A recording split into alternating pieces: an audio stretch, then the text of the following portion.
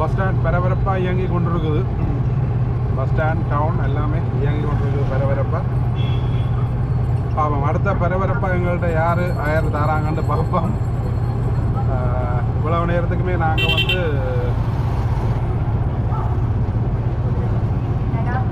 டோட்டலாக வந்து எவ்வளோ ஏர்ன் பண்ணிக்கிறோம்ன்றதே பார்ப்போம்.